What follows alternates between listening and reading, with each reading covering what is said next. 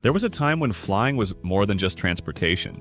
It was a full-blown luxury experience. Imagine stepping onto an airplane in your finest suit or dress, greeted by gourmet meals, wide leather seats, and a live piano playing softly in the cabin.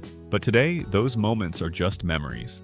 Join us as we journey back to a time when the skies were golden, with 10 air travel features that defined the glamorous age of flight and how they slowly vanished from our lives. Number 1, legroom that felt like first class.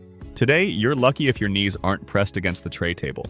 But in the mid-20th century, even economy class offered real comfort.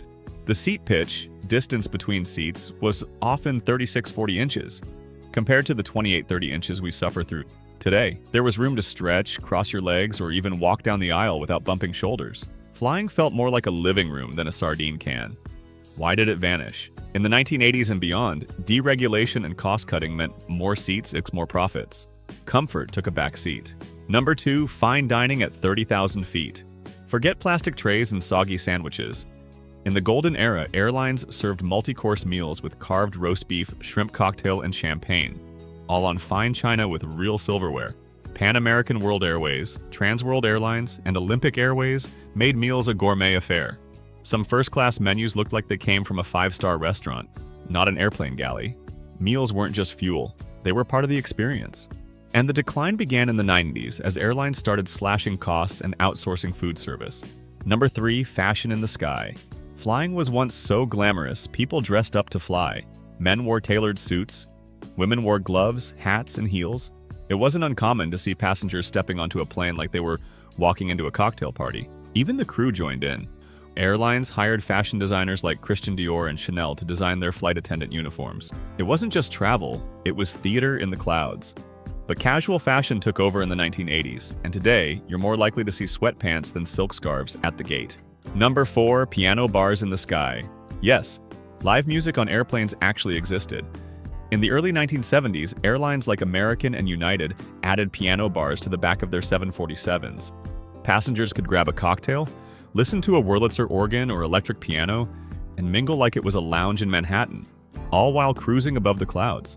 It was flying turned into a party, but the piano bar era was short-lived. By the late 1970s, fuel prices skyrocketed, and airlines began removing non-essential luxuries to save space and money. Number 5, tarmac boarding. Before jet bridges, air stairs let passengers walk directly onto the runway, just like the movie stars. You'd feel the breeze, hear the roar of engines, and wave goodbye with your suitcase in hand. Planes like the Boeing 727 and DC-9 had built-in stairs, giving passengers a Hollywood-style exit wherever they landed. But after 9/11s, increasing security and convenience shifted everything indoors, and glass tubes replaced golden exits. Number 6, spiral staircases on the 747. When Boeing unveiled the 747 jumbo jet, it wasn't just a plane, it was an architectural marvel. Inside, a spiral staircase led to a private upper-deck lounge reserved for first-class passengers. It felt like a secret club above the clouds. The design echoed grand hotel lobbies, with carpeted stairs, curved bars, and soft lighting. But airlines eventually replaced the lounge with more seating in the 1980s, and the double-decker dream became a squeezed-in memory. Number 7, flight engineers. Once essential to every large aircraft, the flight engineer sat behind the pilots, monitoring fuel, engines, and mechanical systems manually. They didn't fly the plane, but they kept it running smoothly.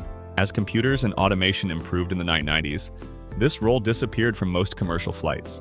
The last U.S. airline to retire engineer-required aircraft was Northwest Airlines in 2009.